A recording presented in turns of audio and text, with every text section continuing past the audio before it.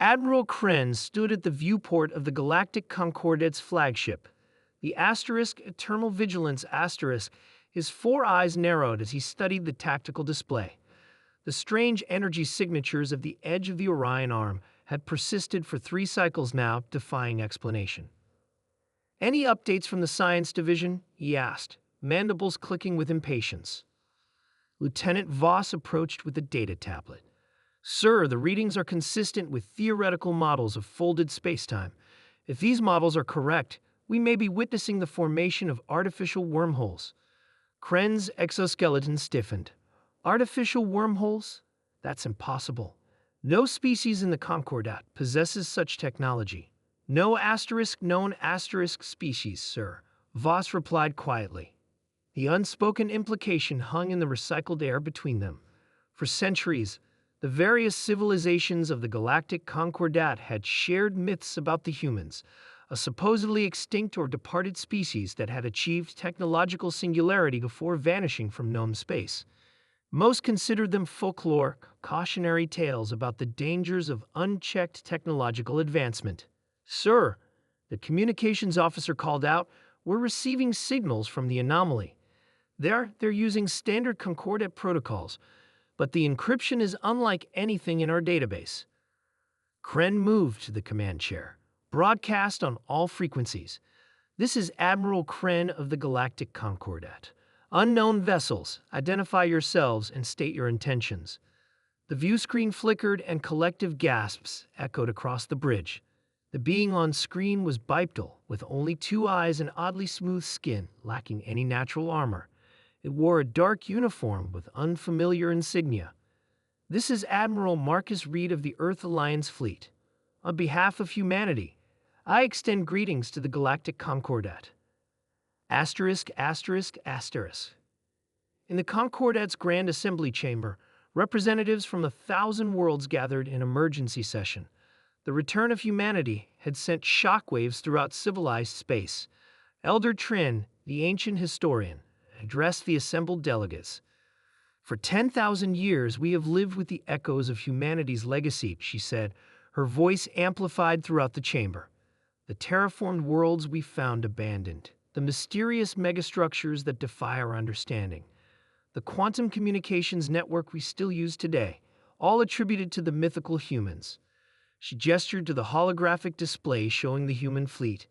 Massive vessels of sleek design, radiating power readings that dwarfed the Concordat's most advanced battleships.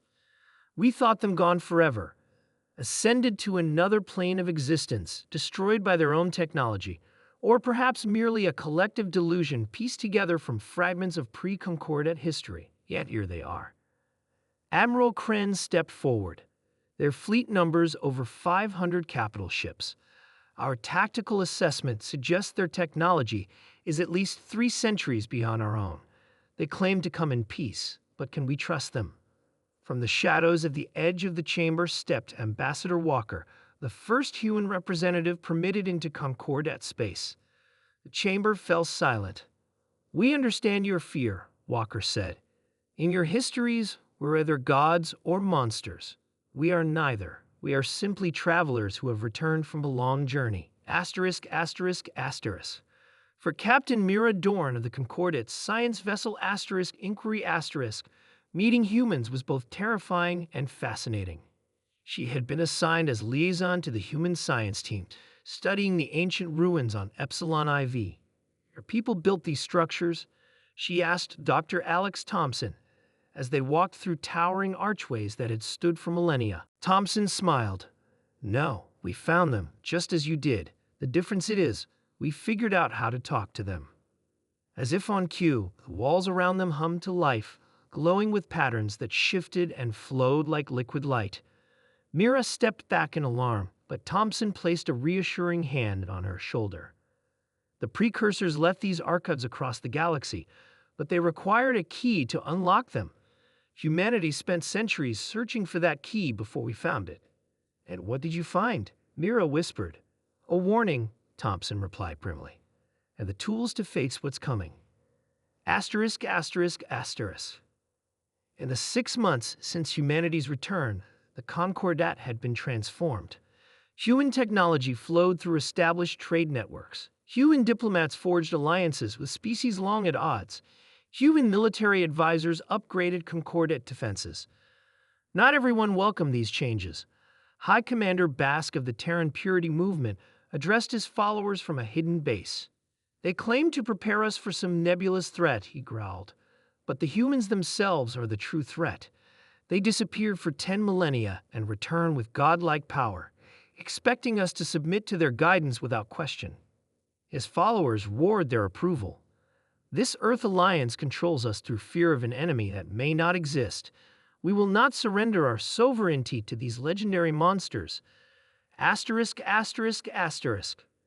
Admiral Reed and Admiral Kren stood side by side on the bridge of the newly commissioned joint flagship Unity. Before them, the largest fleet ever assembled in Concordat history prepared for departure. Your people adapted quickly, Reed observed. Kren's mandibles clicked in what humans had learned was laughter. When faced with extinction, even the most stubborn species can change.